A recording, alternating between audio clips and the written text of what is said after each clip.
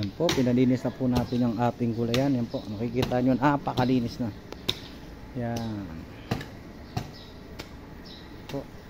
At ililipat namin po natin ang mga bagong sibol na pechay. Yan po, yung mga bagong sibol natin pechay. Yan po. Ito po yung mga bago natin, nilagyan ng binhi po. Ito naman po yung mga baby pechay na ating ililipat. Ang dami po yan. Ayan po, ayan po.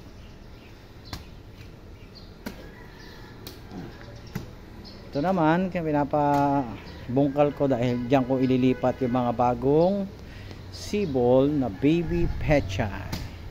Yan po si Sir Jeff Tanggol. Yan po.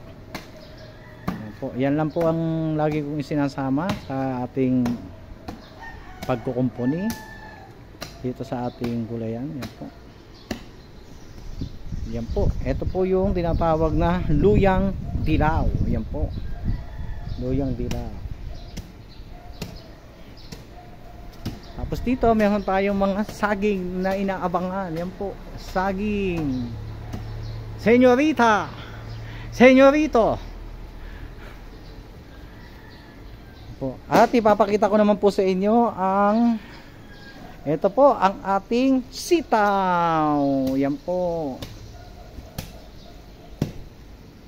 At meron namin pong tumubong ampalaya, ang isa sa mga paborito kong gulay. Yan po.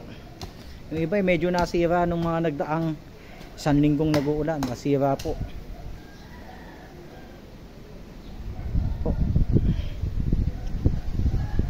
Ito naman po yung bagong tanim ko na lemongrass. Yan. Yan po, mga dagdag na baby pechay po.